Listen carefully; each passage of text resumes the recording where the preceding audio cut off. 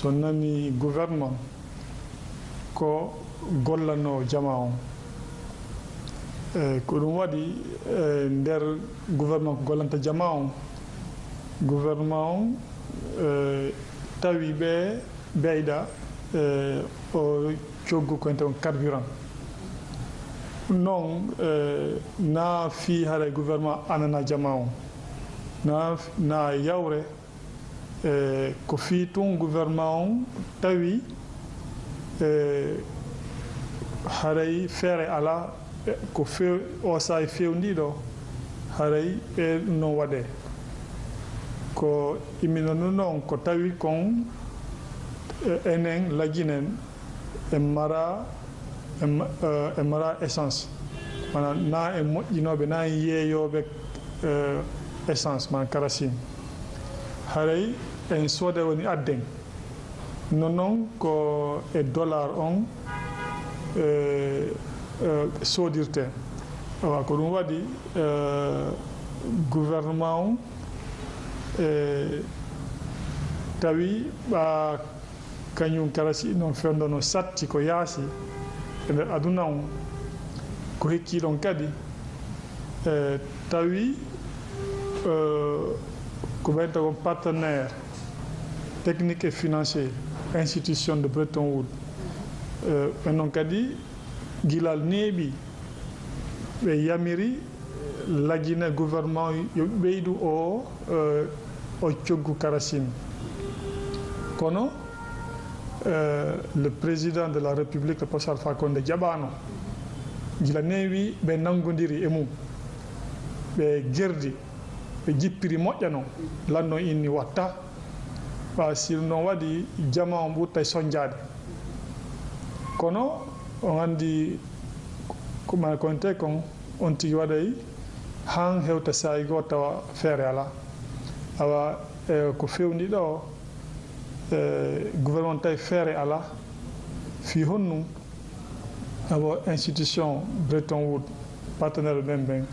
wonɓe tambitade en fino yaren yeeso eno inni awa e ngal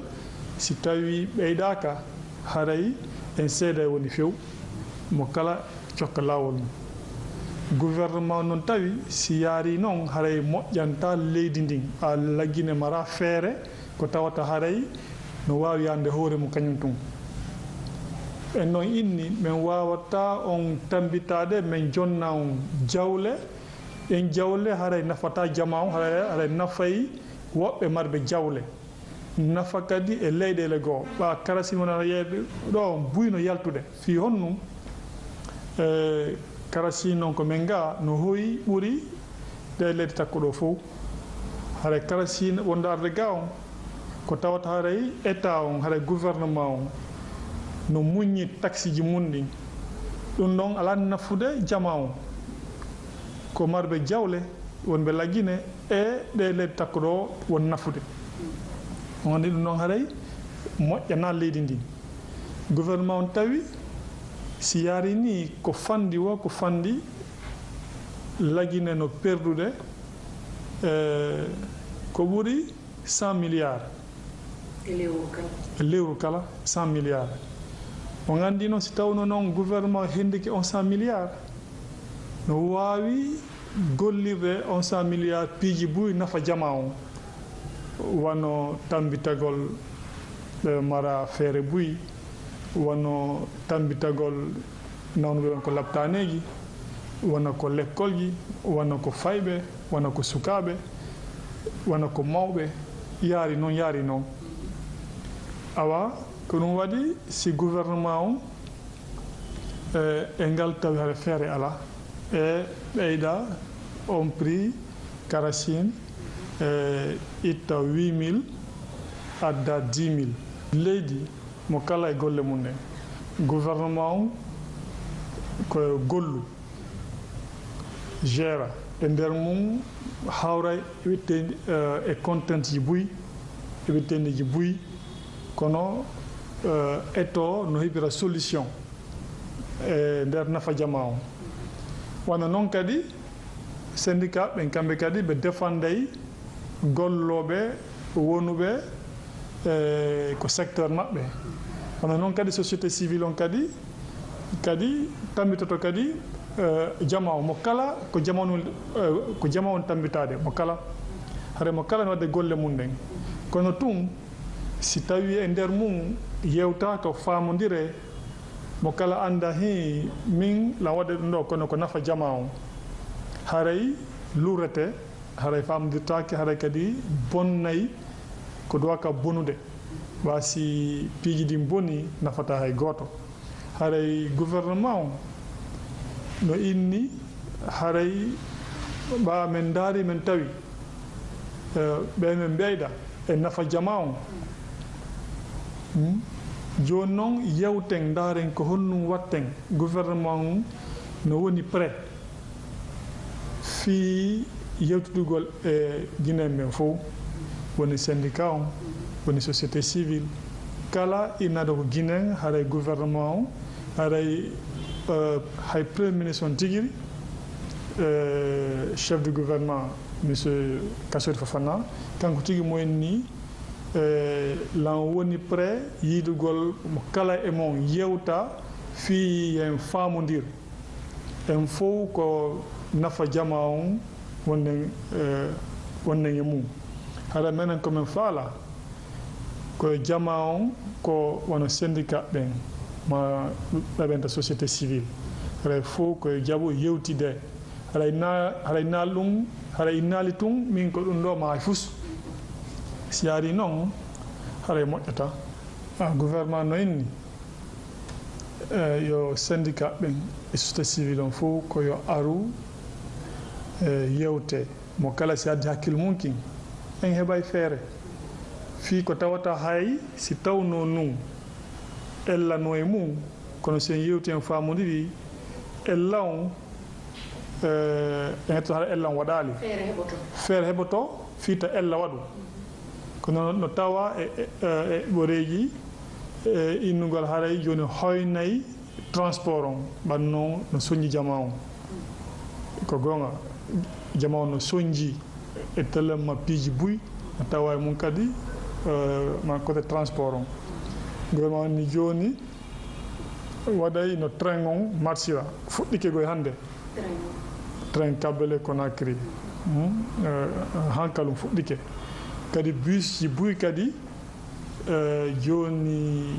watte ko laawi fi honnugol transport on gouvernement inni a joni fiita won haala ko menen tun jooɗi yewti miiji fi piiji ala en fof nokku gotu yewten daren ko ɗum watten fi ƴettugol pehe ko wiyete ko mesure d' accompagnement fami fi ta ko ɓeyɗa kon fiita lorru fiita bonnu sikki en fof ko faala ɗen kono leydi ndi moƴƴira haray naamo kala yo innu min ɗo si tawi komi woli kon waɗali haray mi tawaka maɗum bonnay haray komi wajoto jama on ko yen hikkin leydi men ndin yeeso anda hunde fof ko ha seeɗa o gouvernement kadi ko ha saayi gouvernement ji goo attino men minen kadi mi yawɓe kadi ara leydi ndin koyen fof kafindi hay goto ɓuura oya en fof ko nene goto baba goto haray koyen famodira gouvernement on golla golle ko duwa kon syndicat on waɗa kadi ko duwa kon société civile on kawana noon kono haray e nder faamu e nder yewtere surtout ta hay goto immin guere ɓa guere ala ko nafata si guere immike Allah e dandu en lorre fof kadi si guere waɗi ma si sonko ko ɗuuɗi wo e ɓata nafa mum par ce que hay ɓe marɓe jawle wonu fallaɓe waɗugol investissement ma waɗugol affaire ma waɗugol commerce ɓe huulay waɗugol jawle maɓɓe hay noon ɓe on ɓe lagine itti sikke si tawi ko woni ɓe ko yaasi mo andi ko si tawi investissement waɗama coalition si kaɗon circula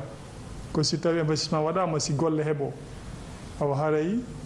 tamo kala immin sonko gamo kala imingere en fo woni nokku ngotu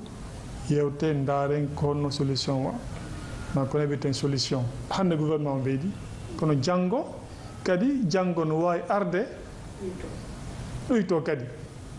wono sayi goo wono 2014 hari litre hari ko 10 000 ari sayi honno prix on jippike aduna long fami gouvernement kadi jippin fami hay syndicat ben tigiri e gouvernement ko yewtuno ino prix 8 000 on no wawno wonde en décembre 2016 après si changer si beyde kono gouvernement feƴƴinno on date donc décembre 2016 yawno en juin 2018 hari ko on prix 8 000 on andi ko fi on tuma non hari ella alano e on prix donc kono darama tawama hande en wawata maintenude on prix 8 000 francs madum ko bonnata kon no ɓuri ko moƴƴinta ko hinole hunde fof no mari nafa e lorra no inni tigiri nafa kala no mari lorra kala no mari nafa ɗum piiji ɗin ko noon o andi so tawi on tigi no gérude haray mana ko hoyi wata wa so tawi haray on tigi ala gérude aranti koye wowlu tun walla ko faala tun son tigi no gérude ndaara e piiji ɗin sattedi in e walla so tawi hewa nden on tigi noon peesa ndaara ko honnum ɓuri ko haray piiji ɗin ko noon gouvernement o no yiɗi jama o gouvernement o ko jama wonen ɗo menen komin maccuɓe jama o si yewtama haray andete yaka probléme ala hakkunde men ko angal yewtugol ngol watta ha mo kala sikka ko boni e fe oya kono si yewtama tum famodirte yo foli tala kadi lameninal fanan bema kono kumba duno masaray ka lon ka fo gouvernement lajine gouvernement atanya ni kebi atanya ni kesini kasariata me ke la jamana denu trokode okumate me ni imi sin koma idon ka kan ka komente iba fo ku koma sangba ke la yire trolale ole ko man kal ko sin koma le kapsa koma sangba di alors carburant tajila kal businessa jamana kono anuta ate bola du ko ambaraya ate bola ko jido du te sena kala ba wo nyame jamana tul kono atala le kala du ata toyoro me ulewe ayla primen lala akakan ka sanda mena ute ko do ne di dunya be ko lon bana ala ba ma elema seconde kelen o dunya be dalo ka fa bara ma elema fen lonente asonko boluma ka se tajila kaldo anisani a yelemane koro bedalo la jinea an fabara be kalon a yelemana suya siraman wati do do adiyele wati do do adiji ablane wata menoni otumara ke la jine koroma abore ne kaji kanabla wasaindo abo wata ndo kanabla wasaindo la ma foi make mo mama yin kalike amune no akela albra la haji ay ta to anoro o make sisan basi men ka kan kala daro basi wole lanaro ni prima laile jamana buloko nanfolo buloma alabane ante se foila u buloma gouvernement ka sariata gouvernement ka sorite de gouvernement ka sori ka sorone ni ko bara lola ko lola ne ko litre akakan tre ka ke lu memma wo lon tum mankan ka fodo parce que jamana lu fana bolo don ne nyombolo ite jamana sila bo dunya robi kadamina abilebele baluma na ya amerique di na ya france di na ya russie di julule bela memele juludo na wuli afola la nya ayen lola ay juludo na wali la son kasoro ay kakan ka doke ay renye nuye konoma koda kola ledi konoma kola e gouvernement no yere de ay da jaya konoma ko ay feme frela ni wase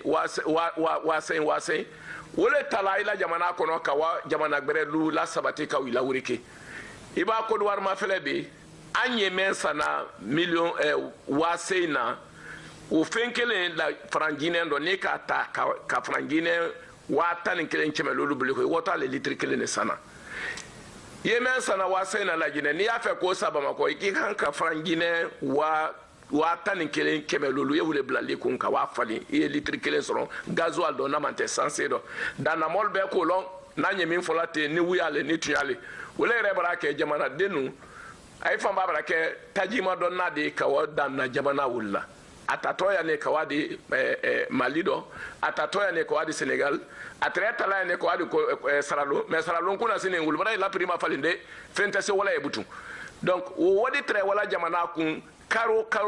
frangine milliard keme milliard rongla wati do la milliard keme million mois jamana den parce que gouvernement ne wadi tala ka sanse son ko ma ka fo ayre kun wadi do sa jamana den disa asana dadmana mais la dernière ba Kenya nyama et de tena mo ila diala ha ki la gouvernement ayre fa julu ko do wala ka ke gouvernement kala se ka tauma kana si sisana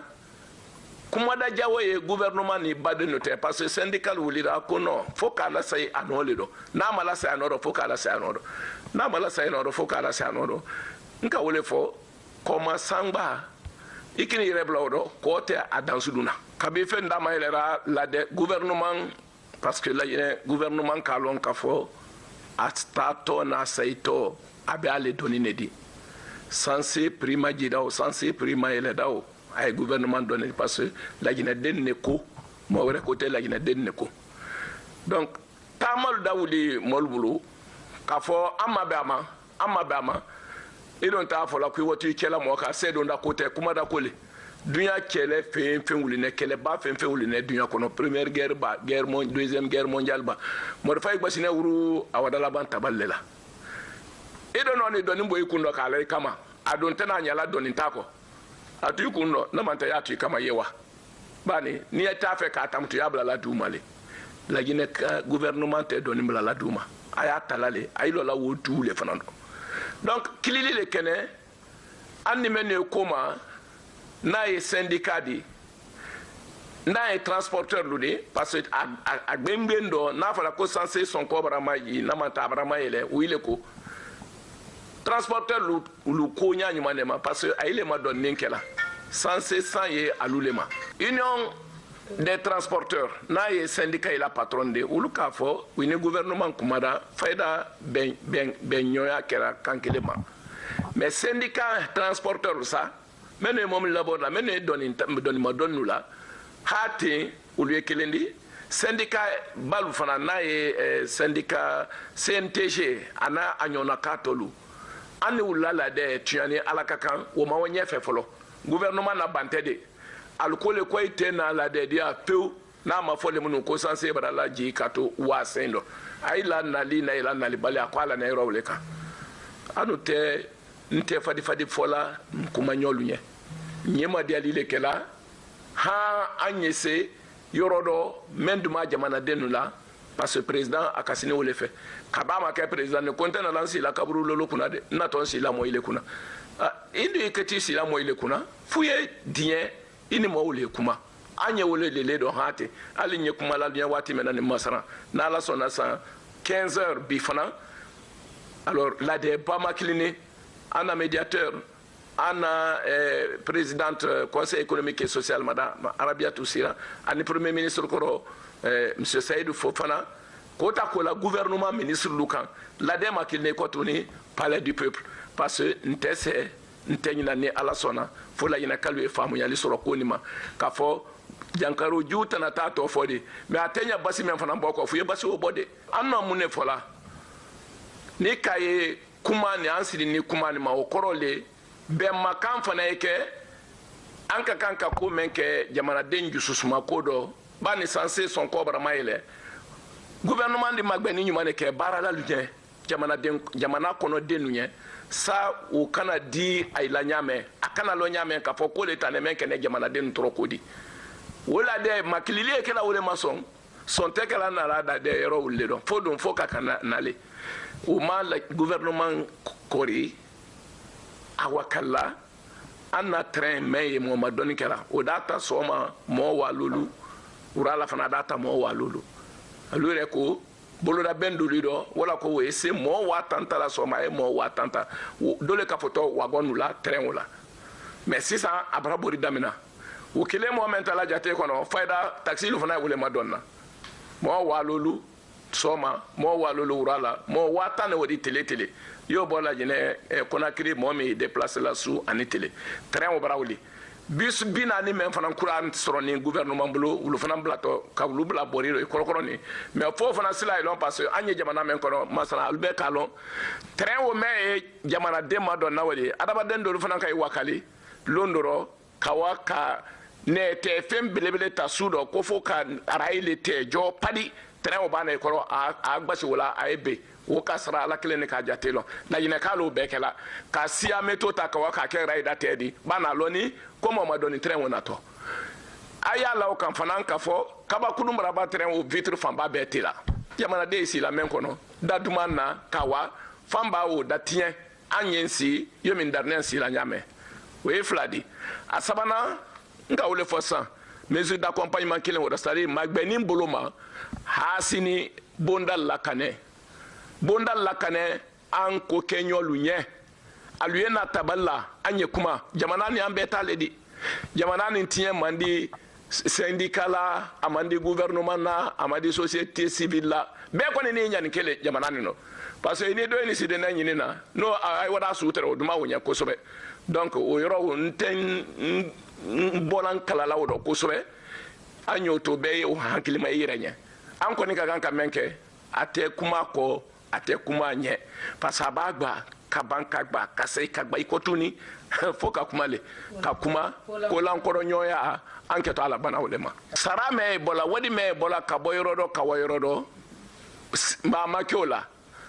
kyola muno maketo ala kwa nyensi la nye kuma gouvernement te madonni kela citoyen ne madonni kela ay la syndicale na la kuma la altoro aye na lusi anye kuma nyonye ka boyrondo ka se yorondo comme censé très jate menedi dobra la kan o kagan ka ke jate kuda meni anyo fa nyonye wele bara le sonente kala no wele folinya sanko amran kana bon nko kenyol maluena anye kuma ni kol bekan ayna nente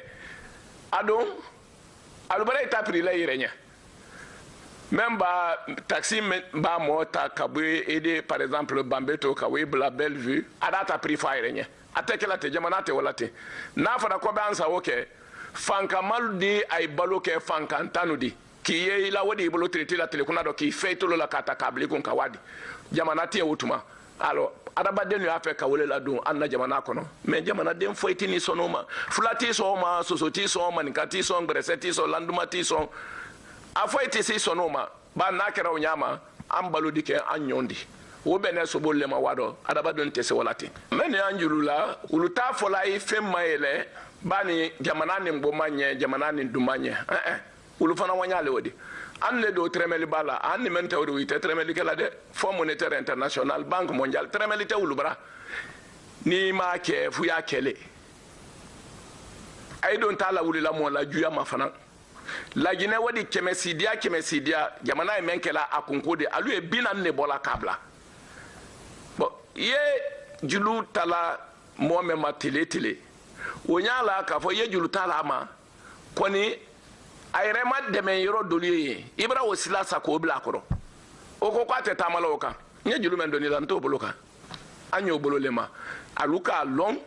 ka folte silaju pola la jine kadenia afamu bali amol da fo ye janye jone de anye Fonds monétaire la jone de jonya te duya be sine wolema amerique sine woma france sine woma katrete anuma gouvernement ye fenkele ne dalila jamana denu fe adon wole sedo na su anitele wole jususuma de we keleni wole ben ani kambe ni jamana den ni nyonte we fladi hasini la jene ya no wole do professeur Alpha Condé a no wole do premier ministre Kasori Fofana ye a no wole do gouvernement ya no wole do jamana den da jamana den fempen ni limana ne alama idon ye tunya sedo na dole di bel limana ne uma ka fo femme ido atena wole fo anye nyom famu fanye baro doluko naima ke wa sendi nte kuma redo ntre wata ne do la jine nara wa sendo kuma makioro marabo wa sendo abra lonka fo taji sonko yelela le lombe ayela le lombe la jine wodi letala ka asonko dafa lolo ye litri kelen fɛn sana pompe la gouvernement na wari do yaro wala ko idi sa sana dawula na julu o tora lala anyon kan ala ban na to kala mundi a fala ma ko cessation de paiement ala ankisioma jamana barake tanyate wanyate bolobrate sembrate aisine magbede nalu da fo kon tena labtu o mandi la jinela wole ala so alusaw bade nu ye alumiri jamana nima alwe hankil la sa ibi yere la ko ma fela wuru yo to yo la i trofe folo ye jamana fana ta yo fana le nyakoro e ba jamana le nyakoro kile re dianen ko le nyakoro ye jamana ta le tala jamana ta te dobre do a ben kambene do jamana ta te ko fla do a jususumale do jususumate jamana men kono a été long la Jesus matin jamana men kono mo sita la na folota ko na tal magbena Jesus matin jamana men kono ay re bu mandal nyonye abrake kuna boyadi ala man kisilawma baden yo anyaye ala no mayele limen kelani kabo fran wa sendo kabla fran wa tan bi Senegal Côte d'Ivoire Mali do Saralou jamana men be fo kambuloni comme la Guinée-Ka itamala jamana wil ni nyonte su ani tele sans litre kele bi sefa keme bilolu anifla 766 francs ayo mafele sans litre kele ne wodi woni ko son atatoya keme ni bilolu o e bena la Guinée wodi wole mamtun wa tani 11500 francs Guinée la Guinée wodi wa tani kele keme lulu ayo la nyona de adabaden tre wole tala wa seino seba ke ko kanka wofre wa tan kelen kemelulu wa saba kemelulu litre kelen son ko kan wole ko son ko ke tisila may gouvernement ko bi ulie aita se donner la de entre tono soro na ko meno wole bara banda do ni li mentre mara ken da do wole botanda do tele kuna do benya nani na manwuli wole ko son awasen ko kuma te bana fo ka to wasen ne ma aluta wa saba kemelulu litre kelen na be kan ababa na bola la Guinée da na ikoro litre kelen ka ebro jate soro sans efre la lu wole da fara la nyonte citerne belebele mendata litre wa binani no ka la sanse be la tami Mali jamana raba fere million binani gbele de citerne kele o son koka